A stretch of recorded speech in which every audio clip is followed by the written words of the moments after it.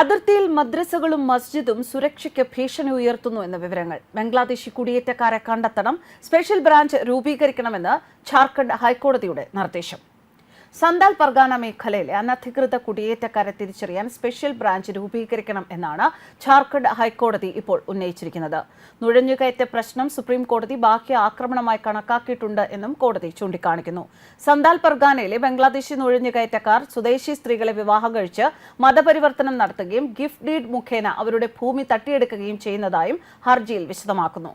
ബംഗാളിന്റെ അതിർത്തിയിലുള്ള ജില്ലകളിൽ നുഴഞ്ഞുകയറ്റക്കാർ വലിയ തോതിൽ മുസ്ലിം പള്ളികളും മദ്രസകളും സ്ഥാപിച്ചിട്ടുണ്ട്. അതുകൊണ്ട് തന്നെ വിഷയം വളരെ ഗൗരവമുള്ളതാണ് എന്ന് തോന്നുന്നുവെന്നും കോടതി ചൂണ്ടിക്കാണിക്കുന്നു. ഈ മേഖലകളിൽ വ്യാജ റേഷൻ കാർഡുകളും വോട്ടർ ഐഡന്റിറ്റി കാർഡുകളും ആധാർ കാർഡുകളും നിർമ്മിക്കുന്നുണ്ട്. തെറ്റായ ഇത്തരം പേപ്പറുകളാണ് ഇതിനായി ഉപയോഗിക്കുന്നത്. നുഴഞ്ഞുകയറ്റക്കാർ തദ്ദേശവാസികളുടെ അവകാശങ്ങൾ ലംഘിക്കുന്നു.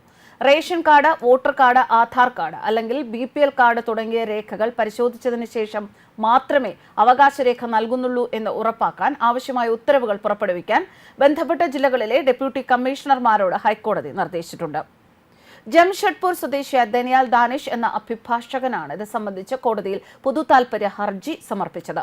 ബംഗ്ലാദേശിൽ നിന്ന് വ്യാപകമായ നുഴഞ്ഞുകയറ്റം ഉണ്ടായിട്ടുണ്ട് എന്ന് പൊതുതാൽപര്യ ഹർജിയിൽ ചൂണ്ടിക്കാണിക്കുന്നു.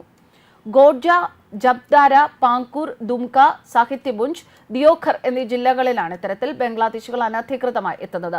Acting chief justice Sujith Narayan Prasad, justice Arun Kumar Rai എന്നിവരടങ്ങിയ ഡിവിഷൻ ബെഞ്ചാണ് കേസ് പരിഗണിച്ചത്. സന്താൽ പർഗാന മേഖലയിലെ ആദിവാസി ജനസംഖ്യയുടെ ശതമാനം കുത്തനെ കുറഞ്ഞുവെന്നും ഹർജിയിൽ പറയുന്നു.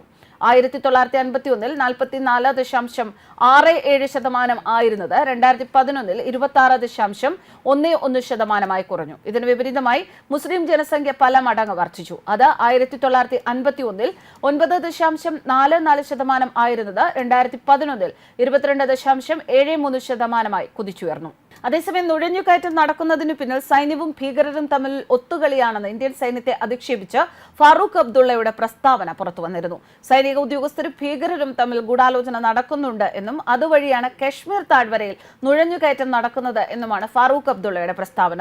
സൈന്യവും ഭീകരരും തമ്മിൽ ഒത്തുകളി നടക്കുന്നുണ്ടെന്നും അതിനാലാണ് അതിർത്തികളിൽ വൻ സൈന്യത്തെ വിന്യസിച്ചിട്ടും അവർക്ക് ഇന്ത്യയിലേക്ക് കടക്കാൻ കഴിഞ്ഞത് എന്നും ഫാറൂഖ് അബ്ദുള്ള ആരോപിക്കുന്നു. ജമ്മു കാശ്മീരിലെ കിഷ്ത്വാർ ജില്ലയിൽ പാർട്ടി പ്രവർത്തകരെ അഭിസംബോധന ചെയ്യുകയായിരുന്നു അബ്ദുള്ള. നമ്മുടെ അതിർത്തികളിൽ വൻ സൈനിക വിന്യാസമുണ്ട്, ലോകത്തിലെ ഏറ്റവും വലിയ സൈനിക വിന്യാസം. എന്നിട്ടും ഈ വിപുലമായ സാന്നിധ്യമുണ്ടായിട്ടും ഭീകരർ ഇന്ത്യൻ പ്രദേശത്തേക്ക് നുഴഞ്ഞു കയറുന്നത് തുടർന്നു. മയക്കുമരുന്ന് കടത്തുന്നു, സൈന്യത്തെ വൻതോതിൽ വിന്യസിച്ചിട്ടും ഇത് എങ്ങനെ സംഭവിക്കും? അതിർത്തിയോ? അനന്തനാഗിലെ ഏറ്റുമുട്ടലിൽ സിവിലിയനും ഒരു ജവാനും വീരമൃത്യു വരിച്ചതിന് പിന്നാലെയായിരുന്നു അബ്ദുള്ളയുടെ വിദ്വേഷ പരാമർശം. ഗുലാം നബി ആസാദിന്റെ നേതൃത്വത്തിലുള്ള democratic progressive Azad party Farooq അബ്ദുള്ളയുടെ പരാമർശത്തിനെതിരെ എതിർപ്പുയർത്തി രംഗത്ത് വന്നു. ഫാറൂഖ് അബ്ദുള്ള വളരെ മുതിർന്ന രാഷ്ട്രീയക്കാരനാണ്. ഇന്ത്യൻ സൈന്യത്തിന്റെ ധീരതയെ അദ്ദേഹം ചോദ്യം ചെയ്തത് വളരെ നിർഭാഗ്യകരമാണ്.